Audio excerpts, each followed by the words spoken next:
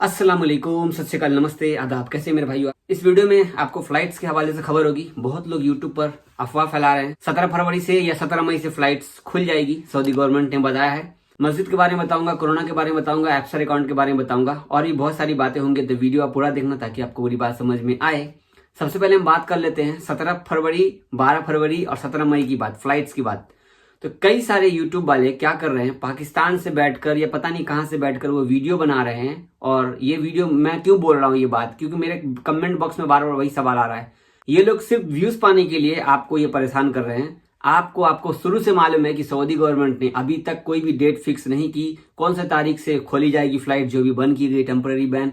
और 17 मई की बात रही 17 मई की बात, तो आप ये जान लो 17 मई की बात में नॉर्मल फ्लाइट्स खुलेगी। अब वो 17 मई को खुलता है नहीं खुलता 17 मई को मालूम होगा।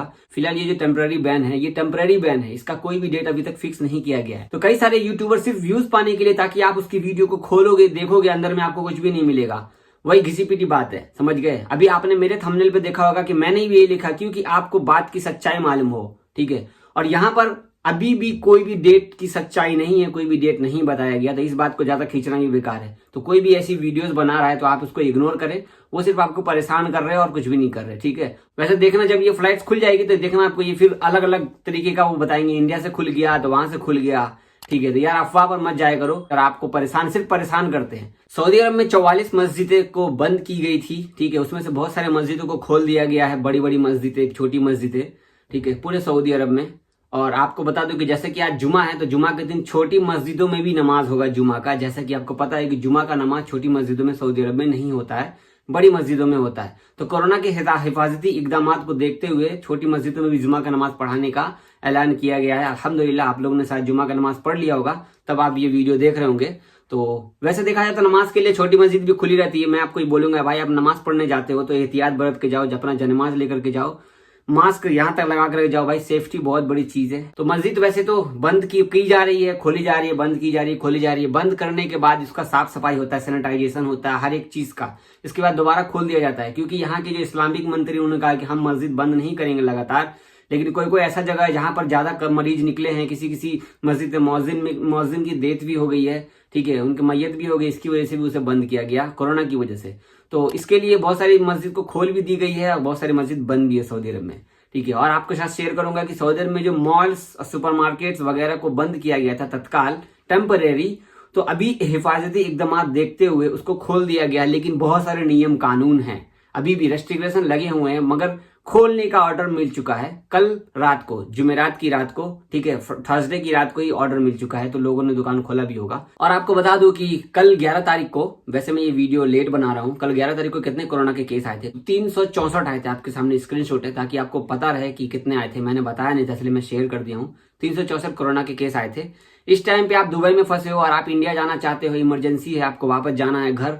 जो दुबई में लोग हैं उनके लिए भी, या जो दुबई में फंसे हुए हैं उनके लिए भी, जो दुबई से सऊदी अरब आना चाहते थे उनके लिए तो इंडियन एम्बेसी ने मना ही कर दिया है कि आप मत आइए, आप अपने अपने घर चले जाइए। बाकी आप किसी दूसरे कंट्री से आते हो तो उसके लिए भी मना किया गया है। दूसरे कंट्री में जाओगे लॉकडाउन हो जाएगा, प्रॉब्लम हो जाएगी, ये भी इंडियन एम्बेसी ने मना किया है। तो कई सारे भाई इस तरह वापस जाना चाहते हो तो ये देखो, एयर इंडिया एक्सप्रेस ने खास करके सभी भाइयों के लिए टिकट का दाम घटा दिया। आपके सामने स्क्रीनशॉट है, अगर आप लेना चाहते हो टिकट, जो दुबई में है उनके लिए भी, जो दुबई में फंसे हैं उनके लिए भी 330 AED का आपको टिकट मिल जाएगा दुबई से इंडिया का, ठीक है। तो आप ले सकते हो अगर आपको लेना हो तो।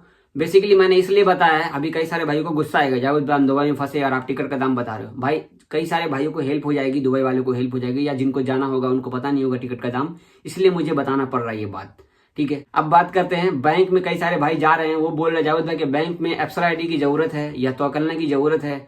तो देखो, किसी किसी बैंक में तवक्कलना की ID नहीं मांग रहा है, किसी किसी बैंक में तवक्कलना की ID मांग रहा है। मैं अलराजी बैंक में गया था, मेरे से तवक्कलना की ID मांग रहा था, तो मैंने दिखाया, अंदर जाने दिया। लेकिन किसी किसी बैंक में, जैसे मान लो कि और भी तेलेमनी है, और भी बैंक है, उसमें नहीं मांग रहा है। तवक्कलना की ID आपको आज भी बनाना है, कल भी बनाना है, जो जरूरत है उसको पूरा कर लो, तवक्कलना बना लो। और कई सारे भाइयों का एप्सर अकाउंट नहीं है, एप्सर अकाउंट में फॉल्ट आ जाता है। एप्सर अकाउंट में क्या फॉल्ट आता है, आप लोगों का जो मोबाइल नंबर है वो आपके नाम से नहीं है, आपके किसी दोस्त के नाम से, और आपका इकामा नंबर है। आप क्या कर रहे हो, किसी दोस्त को बोलते हो यार मेरा नंबर ऐड कर दे तवक्कलना में, तो आपका मोबाइल नंबर आपके नाम से नहीं है, लेकिन फिर भी आपका वो OTP आ जाता है। जब OTP आ गया तो आप सोचते हो कि ये तो बन गया तवक्कलना ID। यहाँ पर जब आप दोबारा से लॉगिन करते तो वो ना तो OTP आता है ना तो लॉगिन होता। अगर लॉगिन हो भी जाता है तो वो लॉग आउट हो जाता है। तो आप अपना तवक्कलना आईडी बना रहे हो या अप्सरा आईडी बना रहे हो, आप अपने नाम के एकामा पर तवक्कलना और अप्सरा आईडी बनाओ। अभी आपके पास में आपका नंबर नहीं है तो मोबाइल ही में जाओ, वहां जाकर के आप जैसे नया सिम लोगे वही अप्सरा अकाउंट बना देंगे आपका। आपको मोबाइल में एक पासवर्ड आएगा, उस पासवर्ड से आप गूगल में जाकर के अपना यूजर नेम वगैरह पासवर्ड वगैरह बना लेना। ठीक है, मोबाइल नंबर आपका खुद का होना चाहिए अगर आप तवक्कलना बना रहे हो, वरना फिर बाद में लॉग इन नहीं होगा, लॉग आउट हो जाएगा, प्रॉब्लम होगी। 3G मोबाइल में आपको तवक्कलना आईडी नहीं चलेगा। और बहुत सारे पुराने मोबाइल से जो मतलब कि जिसका प्रोसेसर कम है उसमें वो हैंग कर रहा है। तो ये सारी चीजों को इनको सॉल्व करना चाहिए। तवक्कलना को लाइट बना, जैसे फेसबुक लाइट, उस तरीके से लाइट बना करके देना चाहिए, ताकि हर किसी के पास महंगा फोन तो है नहीं। सही बात है ना। देखो मेरे फोन में जिस दिन से मैंने लॉग इन किया उस दिन से ये लॉग इन ही है, आज तक लॉग आउट नहीं हुआ। देख लो, आज तक लॉग आउट नहीं हुआ। तो ये फोन के ऊपर डिपेंड है आपका। तो बहुत शुक्रिया, बने रहिए लेटेस्ट अपडेट में। मिलते हैं नेक्स्ट वीडियो में दोपहर के टाइम पे इंशाल्लाह। तब तक के लिए खुदा हाफिज, अल्लाह हाफिज। हमारे चैनल को सब्सक्राइब कर लीजिए, वीडियो लाइक कर दीजिए, कुछ बढ़िया से कमेंट कर दीजिए। ठीक है, बाकी कुछ पूछना हो तो सवाल कीजिए, हो सकता है नेक्स्ट वीडियो में आपके सवाल का जवाब उस वीडियो में होगा।